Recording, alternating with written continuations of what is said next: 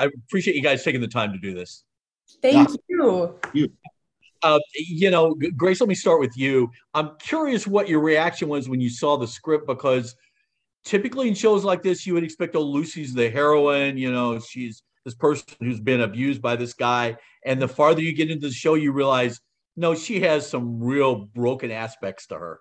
Yes, absolutely. That's what I loved about it, is that you really saw both perspectives, which I feel like in a lot of TV and movies, you see one person's experience and their side of it, and you really see both sides of the story and how both are just as guilty and just as involved. And I loved that part about it.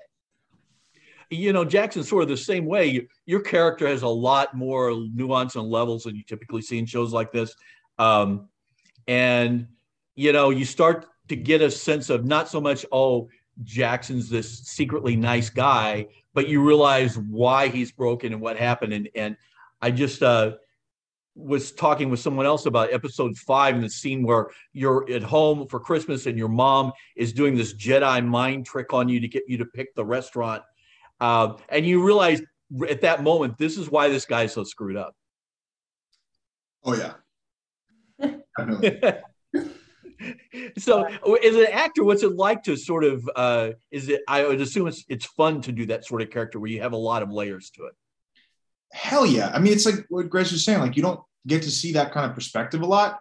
I feel like the traditional antagonist like doesn't get that much of an internal dialogue. And that's why this is pretty interesting to go into that and see what makes him tick, where he comes from, what his trauma is.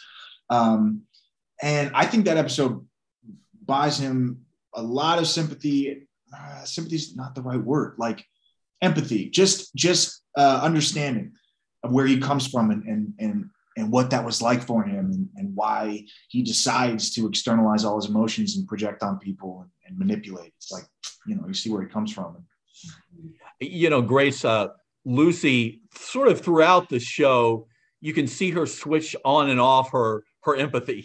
She'll be in this scene where she's talking to someone and she's super sweet, and you just see this look on her face, and she's the cold one now. But that 5th episode was also the scene that sort of crystallized her for me, when that scene where you're in bed and you're describing what happened to your dad, and your reaction, you just realize, wow, Lucy has some issues that are more than just she lacks a little empathy in relationships. Yes, she has so much trauma that is not examined, that she has not processed. And just like Stephen, she projects it onto other people, and that creates an inability to connect with anybody because she's not connected with herself and her own emotions. And even in that scene where she tells Max about her dad, his reaction makes her close off right away. And I think it's because vulnerability is so scary for her. She's never told anybody that story because she's holding it so tight within herself.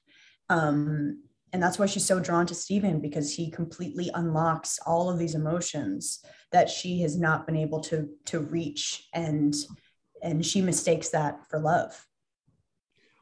Certainly one of the relationships that's the most flawed is the one between Lucy and her mom. And there are so many times in the show, even in that episode, where you just think, if you guys would just talk to each other for 5 minutes, a lot of this would go away, but neither one of you are going to do it. Yeah, I think that's the message of the entire show. If anyone were to just talk about it, then none of this would have happened. I think that's the big thing. Yep. See, and Stephen, sorry. That's okay. Jackson it's certainly one of the things about Stephen is sort of the same way. Yeah. People have no idea what his home life is like. Mm-hmm. And if he was able to share that with Lucy or with anyone, I think it would go a long way towards making it better for him, but he's just unable to do it too. Yeah. And he sees a certain safety with some other characters. Maybe he's able to talk to, but he, for whatever reason, he can't express that to her, and it makes him lock up, and it creates this mystery. What's so cool about this story though, is that what she's seeing as mystery, like you flip the perspective around and you see it's just really sad and it's just really tense and anxious, and that's what he's going through. And then from her side, it's just unknown and mysterious and manipulative. And then it's just a really cool back and forth where you get to see all sides of it. Well, I really enjoyed, I've seen the first 5 episodes, really enjoyed that, and felt a lot better about my life after watching it. So yeah, that's the goal. That's great. I'm so congratulations. I appreciate you guys taking the time to do this. Thanks a lot. Thank you so much. Nice to meet you. Bye.